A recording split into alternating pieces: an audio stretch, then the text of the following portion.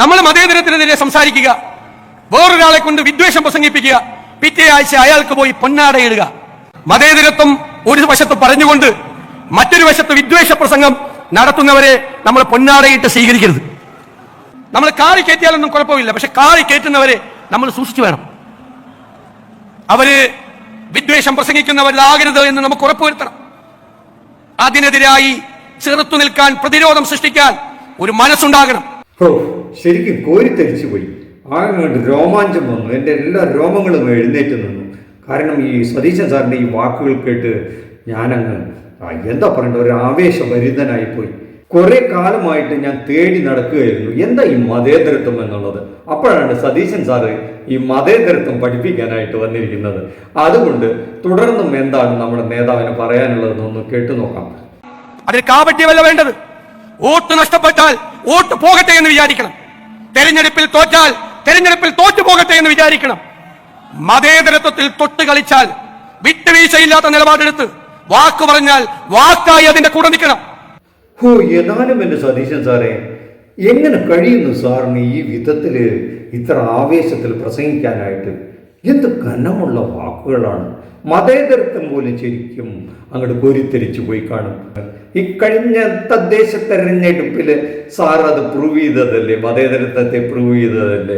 സാറിൻ്റെ കൂടെ ഉണ്ടായിരുന്ന, സാറിൻ്റെ പാർട്ടിയുടെ കൂടെ ഉണ്ടായിരുന്ന കക്ഷികളുടെ മതേതര സ്വഭാവത്തെ പറ്റിയിട്ട് താങ്കൾ പഠിപ്പിച്ചതാണ്. ഇനി വെറുതെ ഒന്ന് ഓർത്തു പോയതാണ്, തെറ്റിദ്ധരിക്കേണ്ട കേട്ടോ. എന്നാലും സാറിന് തുടർന്ന് പറയാനുണ്ടാവുമെന്ന് നമുക്കറിയാം. തുടർന്നുള്ള വാക്കുകളും കൂടെ അങ്ങ് ഒഴിഞ്ഞാലും ഇരട്ടത്താപ്പ് പാടില്ല, കാപട്യം പാടില്ല. എനിക്ക് ഇവിടെ നിന്ന് നിങ്ങൾക്ക് തരാനുള്ള വാക്കതാണ്. തെരഞ്ഞെടുപ്പിൽ തോറ്റാലും നിരവധി തെരഞ്ഞെടുപ്പുകളിൽ തോറ്റാലും മതേതരത്വം ബലികഴിച്ചുകൊണ്ടുള്ള ഒരു കോംപ്രമൈസിനും തയ്യാറാവില്ല. അതിനേക്കാൾ വലിയ വാക്ക് ഈ മഹാസമ്മേളനത്തിൽ വെച്ച് നൽകേണ്ടതില്ല. പഴയകാല ചരിത്രത്തിലേക്കൊന്നും ഞാൻ പോകുന്നില്ല. പഴയകാല ചരിത്രമൊക്കെ പറയാൻ പോയാൽ നമുക്ക് ഒരുപാട് കാര്യങ്ങൾ പറയേണ്ടി വരും. അത് ശരിയാണ് സതീശൻ സാറേ, പഴയ കാര്യങ്ങളൊക്കെ ഇപ്പോൾ ഓർത്ത വലിയ ബുദ്ധിമുട്ടാണ്. അങ്ങ് രാജീവ് ഗാന്ധിയുടെ കാലത്ത് അങ്ങ് വടക്കേ ഇന്ത്യയിൽ നടന്ന ചില കാര്യങ്ങളൊക്കെ ഇവരുടെ നേരെ മുന്നിൽ, സാറിൻ്റെ മുന്നിലിരിക്കുന്നവരെ ഓർമ്മിപ്പിച്ചാൽ അത് വലിയ അപകടം ചെയ്യും. പിന്നീട് നരസിംഹറാവുവിൻ്റെ കാലത്ത് അതിൻ്റെ പരിസമാപ്തി കുറിച്ച് നേരെ അത് നിങ്ങൾ ഏൽപ്പിച്ചു കൊടുത്ത കഥയൊക്കെ ഇപ്പോൾ ആ മുന്നിലുള്ളവരെ ഓർമ്മിപ്പിച്ചാൽ അത് വലിയ ബുദ്ധിമുട്ടാണ്. അതുകൊണ്ട് ആ കാര്യങ്ങളൊന്നും ഇപ്പം തൽക്കാലം പറയണ്ട.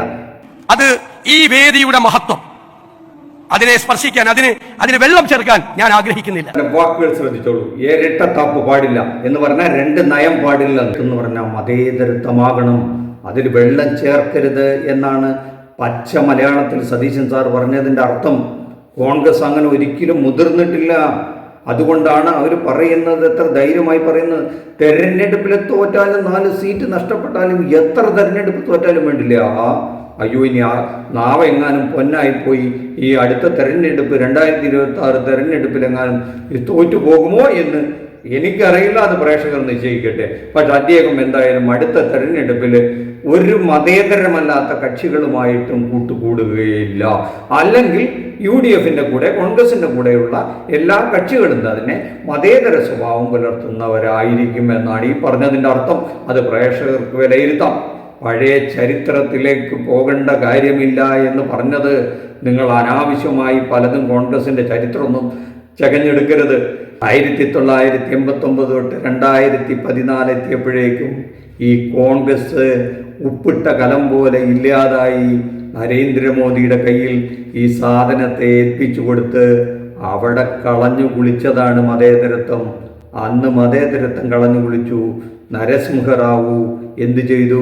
അതാണ് പഴയ ചരിത്രം. അത് ഓർക്കണ്ട എന്നാണ് സാർ പറഞ്ഞതെങ്കിൽ ഞങ്ങൾ ഓർക്കുന്നില്ല. അത് ഓർക്കരുത്. ഈ കേട്ടുകൊണ്ടിരിക്കുന്ന നമ്മുടെ പ്രേക്ഷകരും സതീശൻ സാറിനെ കേട്ടുകൊണ്ടിരിക്കുന്ന ആ സദസ്സും ഇത് കേൾക്കരുത്. അത് നിങ്ങൾ ഓർത്തുപോയാൽ വലിയ ബുദ്ധിമുട്ടാകും.